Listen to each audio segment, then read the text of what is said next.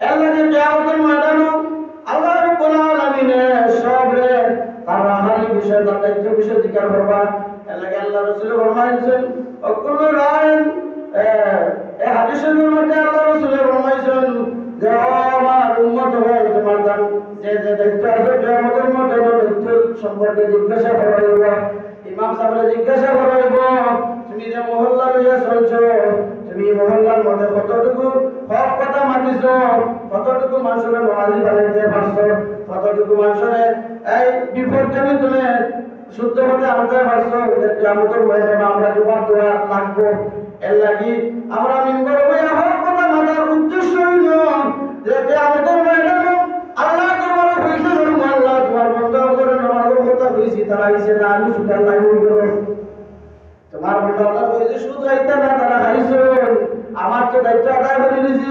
কারণ আল্লাহ রাসূল ফরমাইছেন ও আমার হাবিব আপনি লাঠি লইয়া পালিয়ে দরকার নাই, আপনি শুধু কোরআন শরীফ পড়িয়া বলবা আমি যারা হেদায়েত নসিব করব তারা হেদায়েত পাইব।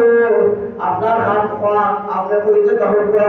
এর লাগি আল্লাহ রাসূল কইছেন মারিয়া ইসলাম আনছেন না, এর কোনো ইতিহাস নাই। মাই করিয়া ইসলাম আনছেন না, মাই করিয়া নামাজি বানাইছেন না। নামাজ না পড়লে কিতা গুনাহ হয়, দুনিয়ার কিতা গুনাহ হয়, আখিরাতের কিতা গুনাহ হয়, এটা বর্ণনা করেছেন ইমাম সাহেব বর্ণনা করেন। আমরা দায়িত্ব আমরা পালন করে যাই। যদি আপনারা মানেন যে তো আপনারা ব্যস্ত যাইবা ওই জায়গায় গিয়ে জবাব দিতে পারবা। আর যদি মানেন না কিয়ামতের ময়দান ইকান হইতে পারতে না ইমাম সাহেব আমরা বলেছেন না ঈদ তো জানিতে পারতো না। আমরা তার মুক্তি যদি হক কথা মাথারও লাগবো লাগবে না। এর মানে যারা সমাজের নেতা আছেন মসজিদের সভাপতির কিয়ামতের ময়দানে আল্লাহ জিজ্ঞাসা করবা, কেশিয়া সেক্রেটারি আছেন জিজ্ঞাসা করবা আল্লাহ এবারে গোলাম তোরা আমি নিয়ামত হিসাবে মসজিদের দায়িত্ব দিয়েছিলাম কতটুকু দায়িত্ব তুই পালন করছ। আল্লাহ নিজে ফরমাইবা আমি তো কোরআন শরীফের আয়াত নাযিল করিয়া আমি এই মসজিদের দায়িত্ব পালন করতে কয়টা বৈশিষ্ট্য লাগে গুণ লাগে আমি কইয়া দিছি। আলী মহলের তোরা বুঝাইয়া দিয়েছেন এরপরে তোরা মানছ না। আজকে মসজিদের দায়িত্ব থাকা অবস্থায় এরপরেও আপনি বুঝে দেওয়া লাগবে বুঝছেন। এরপরে আমানতদারি বড় জিনিস। আপনার ক্যাশ আপনার কাছে আছে, মসজিদের ক্যাশ হোক যে কোনো মাদ্রাসার ক্যাশ হোক, এই ক্যাশ হইল আপনার কাছে আমানত। আস্থা করে আমানত দিচ্ছেন, এই আমানতর এই ক্যাশটা যদি একটা টাকা যদি আপনার কাছে বের করেন অথবা একটা টাকা যদি বিনা অনুমতিতে ঋণ দেন আমাদের ম্যাডাম জব দেওয়া লাগবে। আমরা এই জানি নিজেকে বলছিলাম না, কিন্তু মসজিদের ক্যাশ তো আমি ঋণ দিয়া রবা দিয়া হ্যাঁ না আপনার এই পারমিশন কে দিছে? ক্যাশ আমানতদারি এমন এক জিনিস এর লাগি যে হালতে যে টাকা আপনার কাছে দেওয়াইব ওর ভালো যে টাকা আমি আবার ফেরত পাইতে ওটার নাম আমানতদারি। আর এখন যদি কইবা যে আমি সন্দুক দিতে পারবো না তৈরি টাকা নষ্ট হয়ে যায়, এখন আপনি যদি অনুমতি লইলেন বলে আপনার টাকা আমানত দিচ্ছেন ঠিক আছে, কিন্তু সময় মতো আমি টাকা দিব কিন্তু এর ভিতরে আমি বদল করার সুযোগ দেও। বদল হচ্ছে আমি একটু নিয়ে আপনি দোকানে দিলাম বা কোনো হাতে দিলাম বদল করলাম নয়া লুট আনলাম বা ফেরত আপনি ঋণ দিলাম সময় মতো দিলাইও যদি রসদ দিতে আগে লইলেন তৈরি আপনার দেওয়া লাগেছে, কিন্তু না আমি লুকাইয়া দিয়া হ্যাঁ আর ইটার দ্বারা এমন বুঝতেই হয় না কিয়ামতের ময়দানও সব আয়নার মতো প্রকাশ হইব বলে বুঝছেন।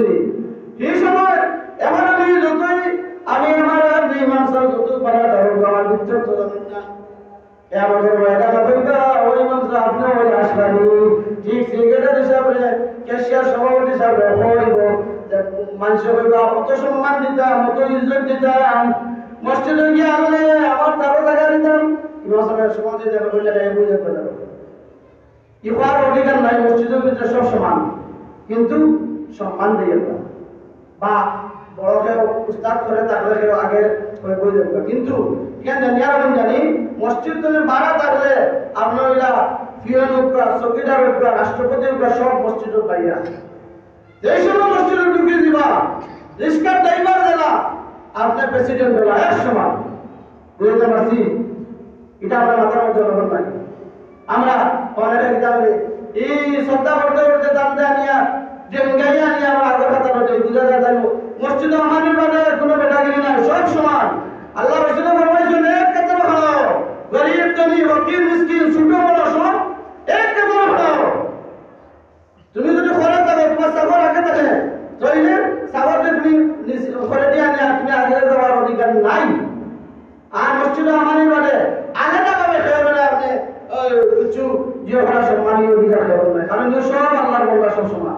মসজিদে 12 দিন পরে আমি ইমাম সাহেব আমি ফকির সাহেব আপনি মুসল্লি আপনি মুরব্বী সব ঠিক আছে, কিন্তু মসজিদে আমার পরে এর লাগে মসজিদের আদব বিধান আমরা নেই, তা আমরা না জানার কারণে আমরা এই ভুলগুলো হয়। অনেকে আমরা জানি না আর অনেকে আমরা জানিয়াও অহংকার ধারণ করি। মসজিদে যদি আপনি যত বড় দায়িত্বশীল লোক হয় দায়িত্বশীল বয়ান শেষ করি নাই, দায়িত্বশীল যারা হইব এরা বিনয়ীতা, যারা মসজিদ কমিটি তা পায় সবচেয়ে বিনয়ীতা বিনয়ী বুঝছেন নি নত আল্লাহ কাছে নতুন আছে তার মনে মনে হইতে আল্লাহ কাছে সবসময় হইতে আল্লাহ অত বড় দায়িত্ব আমাদের দিয়েছে, মসজিদের দায়িত্ব দিয়েছে, এই দায়িত্ব সঠিকভাবে আদায় করার তৌফিক আমাদের দেন। কিতাব ও দোয়া আমরা করতাম যারা দায়িত্ব পাই ভাগ্যবান, আল্লাহ বিনা ভাগ্যবান। এই মসজিদের দায়িত্ব যদি সঠিকভাবে আপনি পালন করিয়া যান আপনার লাগি জান্নাত ওয়াজিব। বুঝছেন কমিটির যারা আছেন যদি এরা সঠিকভাবে এই গুণ আল্লাহ হইয়া যদি এটা দায়িত্বকে ভালো সঠিকভাবে দায়িত্ব আদায় করিয়া একটা হইলে মাসের ছায়া নিচে কিনা যাবো তার ধানে দেখানো হইব যে আসর ছায়া বুঝছেন নি যে আমাদের ময়দান জমিন হইব তামার মতো সূর্য আপনার আটা টুকরাইব।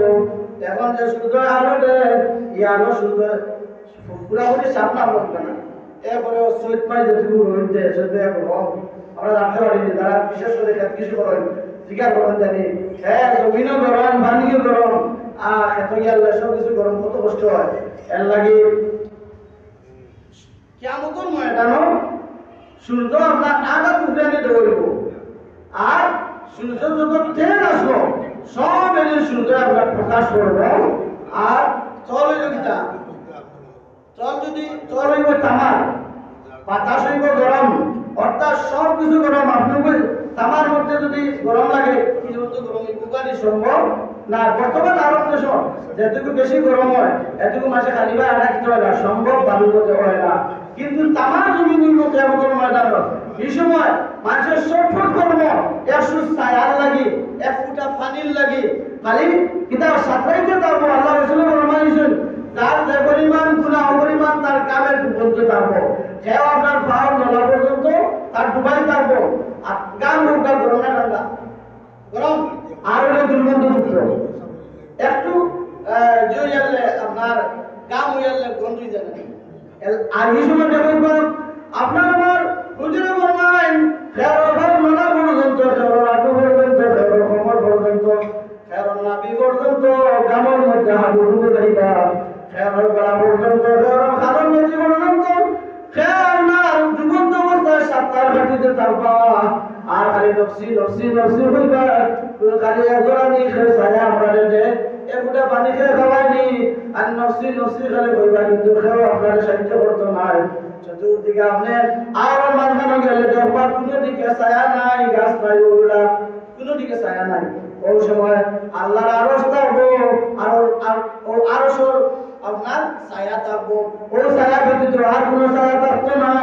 ও আল্লাহর হাবিবে ফরমান ও আমার গুনাহগার দুনিয়ায় থাকতে তুমি জান এই সাতগুলো মানুষের অন্তর্ভুক্ত হইয়া আর এই সাতগুলো মানুষের মধ্যে কোনো মানুষের অন্তর্ভুক্ত হইয়া তুমি যেন কবর আর হাসরের ময়দান হও, আল্লাহ তোমার কাছে দয়া করে আর ছায়ার নিচে জায়গা দিবা। এর মাঝে পুরো যারা মসজিদের ব্যাপারে তারা টান থাকে, মসজিদের মধ্যে সবসময় খেয়াল থাকে, মসজিদের সংরক্ষণাবেক্ষণ করেন এবং এইগুলো মানুষের আল্লাহ রাব্বুল আলামিন আসো ছায়ার নিচে জায়গা দান করবা। এরপরে যারা যুবক বয়স এবাদত বন্দেগী করব, যুবক বয়স এই সময় নাফরমানি করার আশঙ্কা বেশি থাকে। এই সময় আল্লাহ রাব্বুল ফরমান যারা এই সময় আল্লাহর ইবাদতের মধ্যে কাটাই দিব তারা আসো ছায়ার নিচে জায়গা পাইব। এবারে ন্যায় বিচারক হন যারা দুনিয়ায় যারা দেশ শাসন করেন এবং কি গ্রাম অঞ্চলে যারা বিচার করেন, এরা যদি সঠিকভাবে বিচার করেন, এরা যদি আল্লাহ রাসূলের নিয়ম অনুযায়ী বিচার করবেন, হক বিচার করবেন, তাইলে কিয়ামতের ময়দানে